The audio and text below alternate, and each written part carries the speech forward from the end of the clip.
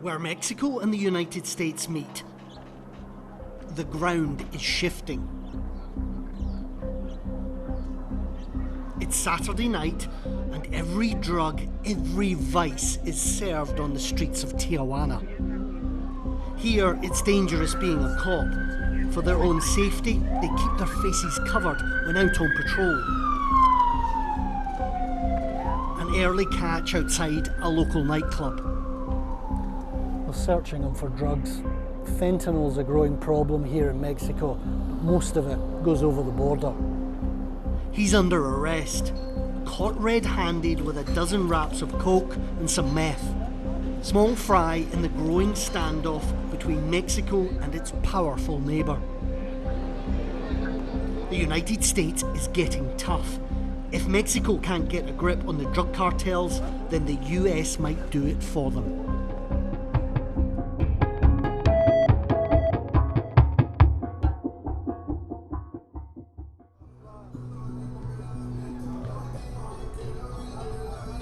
This is cartel country, the heart of the fentanyl trade. The drug is 50 times more potent than heroin, 100 times more powerful than morphine.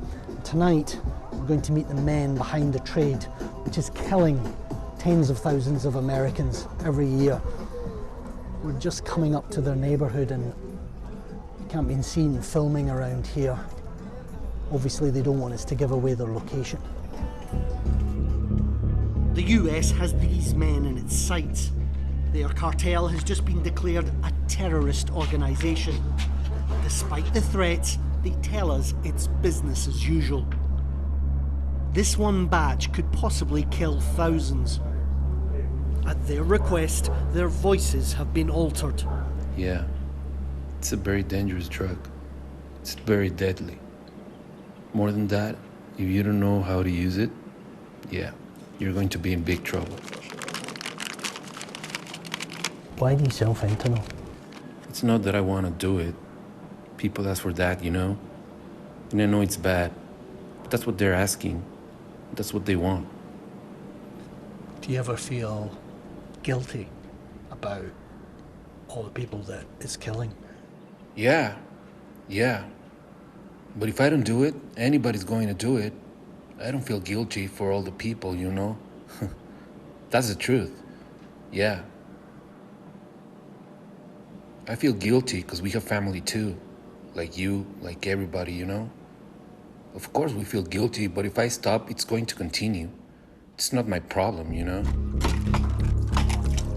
The car's fuel tank is where tonight's merchandise is hidden.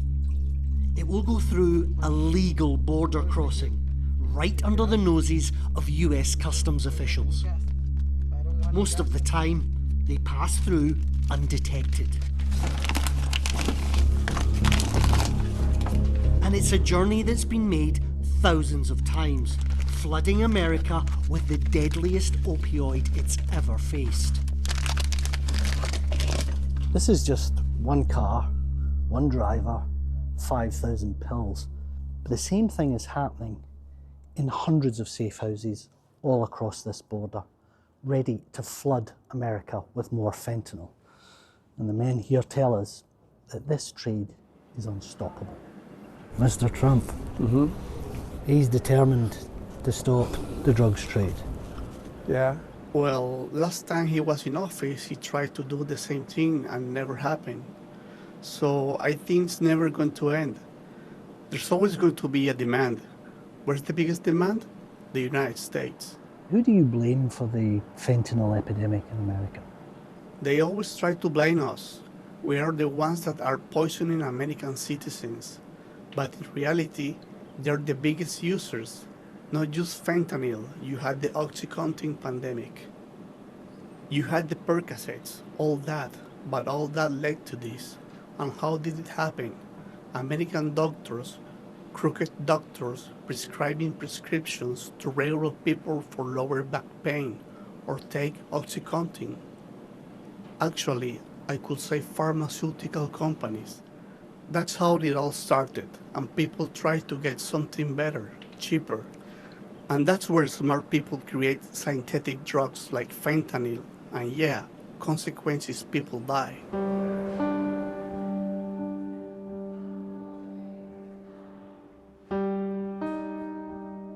But they never died in these numbers until fentanyl.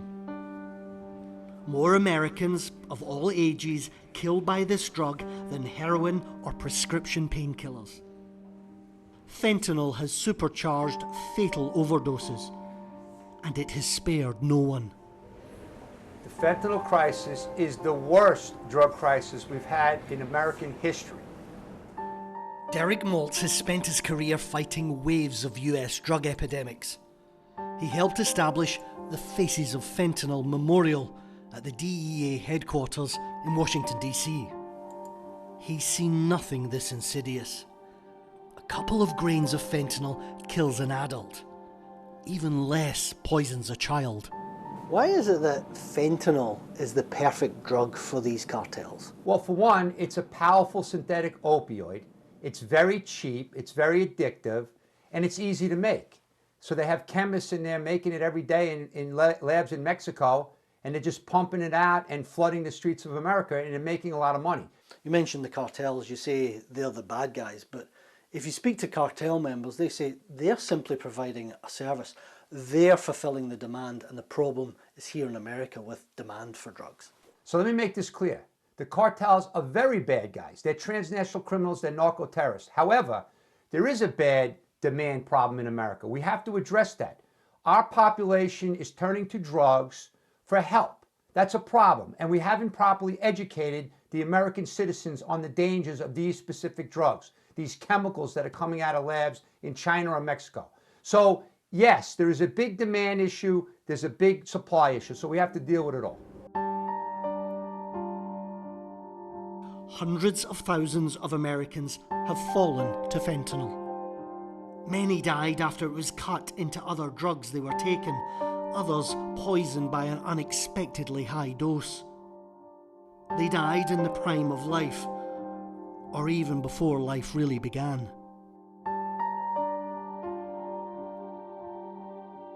Scott Zabrowski was 38 when fentanyl took him. His twin sister Jill has turned the pain of his loss into a calling to save others. Hi, Scott. We're coming up on your 8-year anniversary of your passing. And I have to tell you, it doesn't get easier. There's not a minute, not a second in my day that I don't think of you. You're the first person I think of when I wake up, and you're the last person I pray to every night when I go to bed. But like I told you at your funeral, rest easy. I will take it from here. I will never stop fighting for you, and I will never stop fighting for those that we have lost too soon. I know I can't bring you back, but bringing your story forward is the only way I know how to live my life without you. Until I see you again, I love you. He was at an outdoor shopping center. There was a Starbucks, a Trader Joe's, a fish market. People were eating outside. It was like 6:45 at night. Scott pulls his car up, walks in, gets a cup of coffee. My mom happened to call him at that moment. And she said he sounded really low, and he whispered, "I'll call you right back." And she said she had a weird feeling, but he, and so he walked out in the parking lot, opened the door to his car, put the cup of coffee on the roof of his car, and he dropped to one knee. And then, this is always a hard part. When he dropped to the one knee, he stayed kneeling for 20 minutes, and no one helped him. So you could see the way he died. He was trying to stand back up and get to the door, and he just couldn't. And after 20 minutes, he was doing like a death rattle, that agonal breathing. And a man tapped him on the shoulder and said, "Hey man, are you okay?" And he fell over, and he was blue, and he was foaming at the mouth. And he had died of fentanyl toxicity in a Starbucks parking lot and lost his life that day. When I grew up, you didn't even know who a drug dealer was. And if you knew that one person, you'd have to go run them down and figure out where they are. Now, at the snap of a finger, you can get anything sent to you. I have friends that have had their children order pills that came straight to their home, and they died in their home. Jill hadn't even heard of fentanyl when it killed her brother. So now she's working with high school students to make them aware of the risks. Lainey is 16 years old. She started smoking weed in 8th grade. Ethan, also 16, started smoking weed when he was 13, and that quickly progressed to other narcotics, including pills. Declan, now 17, started taking prescription drugs at middle school. All three are in a high school recovery program. The threat of fentanyl has never been far away. I blame the cartel for everything that happened to my family. I guess I just couldn't control myself, and I was struggling with mental health issues. I had tons of friends that used drugs, or they were buying drugs or selling drugs, so of course for me, I was doing the same thing. I started using them too. It first started because I was at a sleepover and all my friends were doing it, so I was like, okay, I'll try it, I guess. But then it started to become a way to cope and things like that with different things going on. The pills I took were Xanax and Percocets. I asked my friend where he's getting his Xanax from. He told me, so I started using all kinds of pills, all kinds of stuff. Yeah, they were pretty easy to access. I feel like anyone in my circumstance could probably find them pretty easily. I know that fentanyl can, even a small dose cut into a batch of weed or coke or anything like that can kill someone, and especially if it's not made right, which it's never really made right. I know people that have died from it. I thought at that time that it wasn't likely to happen to me, and that if it did happen to me, I didn't care either. I didn't really care if I died. I feel lucky because there were so many times that I could have died or overdosed. I have overdosed, but I'm still lucky to be alive because it wasn't fatal. Put yourself in the people's shoes that you're hurting. If it was your son or your daughter or your mother or your father, how would you feel if people you didn't know caused the death of your loved one? They stole him and robbed Scott of a life he should have had. They destroyed my family. They have destroyed my life. Every day I do get up and I keep going and I keep fighting because I refuse to give up. I made a vow to Scott. I will never give up. I will fight as long as there's breath in my body for others. And she's not the only one fighting. In Philadelphia's Kensington Avenue, Roz Pichardo refuses to be a bystander. You good? You gotta pull your pants up. In America's opioid crisis. She was laid out. Well, it's the drug. Once you take it, you're gonna fall out wherever. And that's kind of where she ended up, on the sidewalk like that. That shouldn't be normal. That shouldn't be normal at all. We can keep walking. I'm gonna get off this block right here. She runs a drop-in centre for addicts. She's literally part of the fabric of the neighbourhood and says she'll never leave. I still got my bun on. It's kind of cool, right? So Kensington, they have good drugs here, and it's cheap. So people from all over the country come to get this stuff. But they don't know that if you're new and you're trying out this stuff for the first time, it might be the last time. Sir, you gotta get up. The war on drugs is being lost on America's streets. Yo. There are casualties on every corner. He's okay. Fentanyl and the tranquilizer xylazine are used openly. This stuff is so deadly, and if you're not used to this supply, it can be very, very addictive, dangerous and stuff. Wounds and amputations are common among users. Hey, put your money away, look. Somebody gonna steal your money. Oh, come on. Overdose deaths have started to fall in the US, in part because of a reversal drug, naloxone. Roz has administered it thousands of times. So this is a little Bible that someone donated quite a few years back. And I use it just to document the amount of overdoses. I'm actually on my second Bible. And I just document every time I reverse an overdose, and kind of helps me remember, not only like remember, but to kind of not be hardened by what I see on a daily. So kind of keeps me grounded.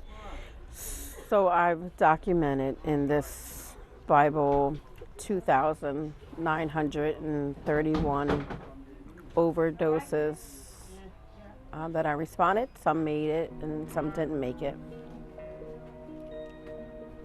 So I blame Big Pharma for the addiction problems we have in the U.S., forcing Percocets and all of these addictive drugs on people and not telling them that they're addictive started this problem with the opiates and all that stuff. So now we're stuck with what's happening here. A lot of people who are addicted and they're addicted by the masses. So how do we deal with this problem? And places like this is the gateway to healing, but also the gateway to recovery.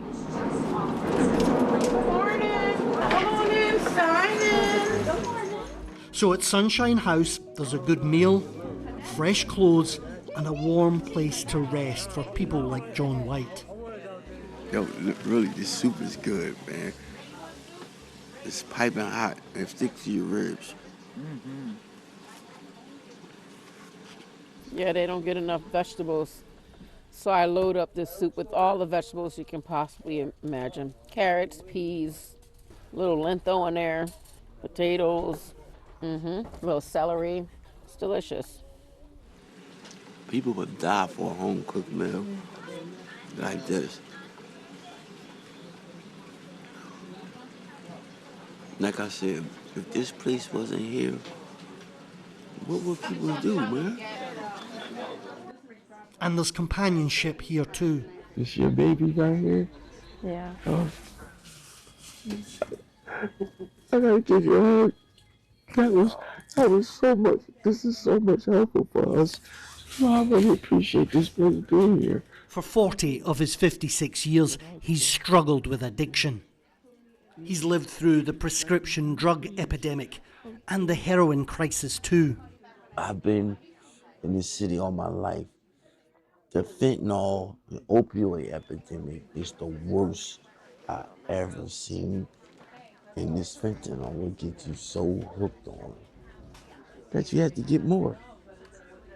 So they put it in everything. Fentanyl's effects are plain to see here. I get really emotional when I talk about some stuff. But at least at Sunshine House, Whoop, we all right? when people collapse, All right. there's someone to pick them up again. Everyone's good. She didn't bump her head. We're good. First dead body I saw was my grandma on the floor. Couldn't help her. You know, I'm 16 years old. I didn't know what to do. So my addiction took off from 16 years old, man. This disease is gonna be the death of me if I don't get it together, because I sink deeper and deeper into a pit. John's whole life is in the suitcase he drags through the streets. He's survived one fentanyl overdose already and doesn't think he'll survive another.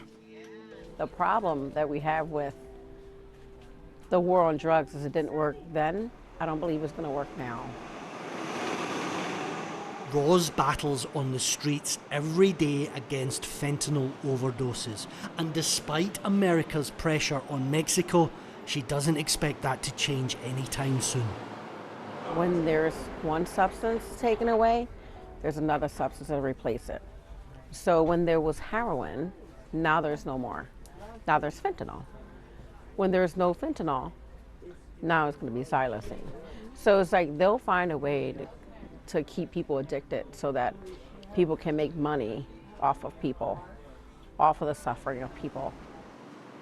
This young woman, found overdosed, was later revived. But the grim reality is that America's opioid dependency is just as deadly as Mexico's cartels.